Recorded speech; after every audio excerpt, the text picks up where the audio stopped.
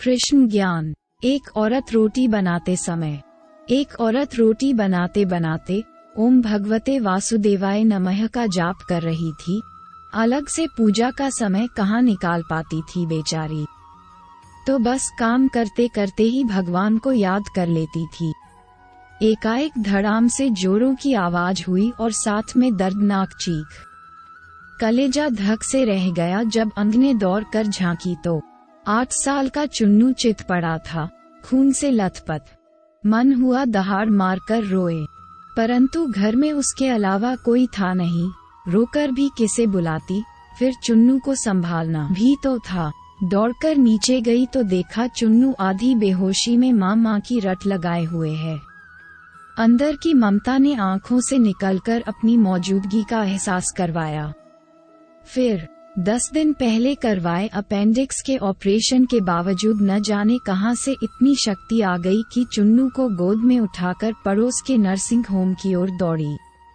रास्ते भर भगवान को जी भरकर कोसती रही, बड़बड़ाती रही, हे कन्हैया क्या बिगाड़ा था मैंने तुम्हारा, जो मेरे ही बच्चे को। खैर डॉक्टर साहब मिल गए और समय पर इलाज होने पर चुन्नू बिल्कुल ठीक हो गया। चोटें गहरी नहीं थी, ऊपरी थी तो कोई खास परेशानी नहीं हुई। रात को घर पर जब सब टीवी देख रहे थे तब उस औरत का मन बेचैन था। भगवान से विरक्ति होने लगी थी। एक माँ की ममता प्रभुसत्ता चुनौती दे रही थी। उसके दिमाग में दिन की सारी घटना चलचित्र की तरह चलने लगी। कैसे चुन्नू आंगन में गिरा कि एकाएक उसकी आत्मा सिहर उठी। कल ही तो पुराने चापाकाल का पाइप का टुकड़ा आंगन से हटवाया है, ठीक उसी जगह था जहां चुन्नू गिरा पड़ा था। अगर कल मिस्त्री न आया होता तो। उसका हाथ अब अपने पेट की तरफ गया जहां टांके अभी भरे ही थे। ऑपरेशन के आश्चर्य हुआ कि उसने 20-22 किलो के चुन्नू को उठाया कैसे वो आधा किलोमीटर तक दौड़ती चली गई। फूल सा हल्का लग रहा था चुन्नू। वैसे तो वो कपड़ों की बाल्टी तक छत पर नहीं ले जा पाती। फिर उसे ख्याल आया कि डॉक्टर साहब तो 2 बजे तक ही रहते हैं और जब वो पहुंची तो 3:30 बज रहे थे।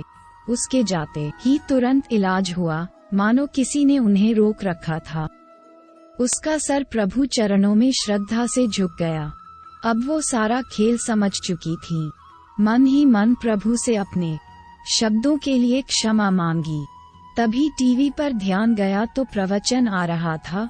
प्रभु कहते हैं, मैं तुम्हारे आने वाले संकट रोक नहीं सकता, लेकिन तुम्हें इतनी शक्ति दे सकता हूँ कि तुम आसानी से उन्हें पार कर सको।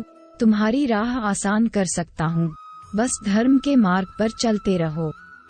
उस औरत ने घर के मंदिर में झांक कर देखा, कन्हैया मुस्कुरा रहे थे।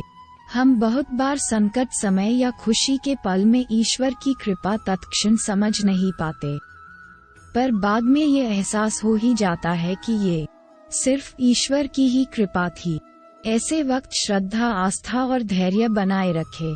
जय श्री कृष्णा। ऐसी ही और सुंदर सुंदर बेहतरीन कहानियाँ सुनने के लिए हमारे चैनल आध्यात्मिक इंसान को सब्सक्राइब कर लीजिए। धन्यवाद।